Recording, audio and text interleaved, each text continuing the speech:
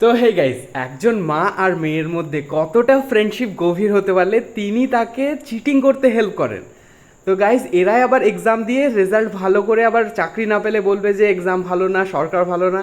এইসব ব্যাপার নিয়ে বলতে গেলে অনেক বেশি কথা হয়ে যাবে। তো আজকের মেইন টপিকটা হচ্ছে ডোমকলের সিটি বাজার মেট্রো ট্যুর। তো হরিয়ারপাড়ার সিটি বাজার মেট্রোর ওপেনিং ভিডিওটাতে তোমরা যতটা ভালোবাসা দেখিয়েছো তার যদি 1%ও ডোমকলের সিটি বাজার মেট্রো ট্যুরে দেখাও তাহলে আমি অনেক বেশি খুশি হব। তো ফাইনালি সেদিন এক্সাম ছিল খালার ডিএলএডের। তো সেদিন এক্সাম কমপ্লিট করে আমরা চলে গেছিলাম ডোমকলের সিটি বাজার মেট্রোতে শপিং করার জন্য। ডোমকলের পাবলিকদেরকে আই হোপ বলতে হবে না যে সিটি বাজার মেট্রোতে এখানে কি কি পাওয়া যায়, কিন্তু বাইরের যারা যারা আমার ভিডিও দেখছো এটা শুধুমাত্র তাদের জন্য। তো এন্টার করে এখানে প্রথমেই পেয়ে যাবে লেফট সাইডে একটা ক্যাশ কাউন্টার। গ্রাউন্ড ফ্লোরটা অনলি ফর জেন্টস, এখানে জেন্টস মেন্স বয়েজ সব কালেকশন অ্যাভেলেবেল আছে আর সুন্দর সুন্দর কালেকশন আছে। তো আমি একটু চেক আউট করছিলাম যেহেতু আমি এখানে ফার্স্ট টাইম গেছিলাম।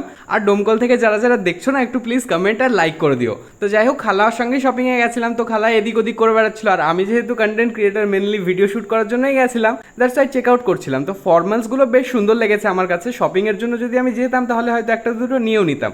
আর এখানে ননস্টিক বাসনপাতিও ছিল নিচের ফ্লোরটাতে। তো চলো এবার উপরে যাওয়া যায়। উপরেই রয়েছে মেয়েদের কালেকশন। তো ফাইনালি ফার্স্ট ফ্লোরে গিয়ে এই সাইডটায় দেখলাম মেয়েদের অনেক বেশি কালেকশন আছে। আর না, হরিয়ারপাড়ার থেকে এইটা আই হোপ একটু বেশি বড় জায়গা। তো এখানে খালা শপিং এর জন্য কি কি সব খুঁজছিল আর আমি বেচারা তার মাঝে ফেসে গেছিলাম। তো কি করব, খালার সঙ্গে সাথ দিতে হচ্ছিল আর সঙ্গে সঙ্গে ভিডিও শুট করে বেড়াচ্ছিলাম। এটাই করতে গেছিলাম মেনলি গাইস। যেহেতু না এটাকে আমরা সঙ্গে নিয়ে আসিনি তাই জন্য খালা ওর জন্য একটা গিফট নিয়ে নিল। আর এই যে শাড়ির কাউন্টারটা ছিল না, এটা আমার কাছে কিন্তু অনেক বেশি সুন্দর লেগেছে। তো তোমাদের সঙ্গে শেয়ার করি, দেখো অনেক গর্জেস গর্জেস সব লেহেঙ্গার পিসেস ছিল।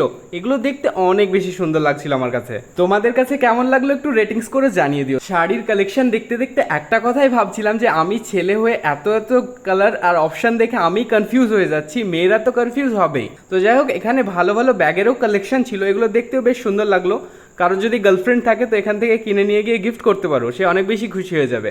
আর এই সাইডটায় মেয়েদের লেগিংস, জেগিংস, প্যান্ট, জিন্স সব কিছু ছিল। আর এই সাইডটাই ছিল মেয়েদের টপ।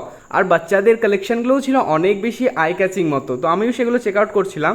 আর এখানে শুধু বেবি ক্লথস না, বেবি গ্রুমিং প্রোডাক্টসও অ্যাভেলেবেল ছিল, যেগুলো দেখতে অনেক সুন্দর লাগছিল। আর এরই ফাঁকে নাইনা কালার শপিং পুরো কমপ্লিট। তো আমরা চলে আসলাম নিচে। দেন ক্যাশ কাউন্টারে বিল মিটিয়ে সিকিউরিটি চেকিং কমপ্লিট করে আমরা চলে আসলাম বাইরে। তো দেখা হচ্ছে তোমাদের সঙ্গে নেক্সট ভিডিওতে। ততক্ষণের জন্য টাটা, বাই।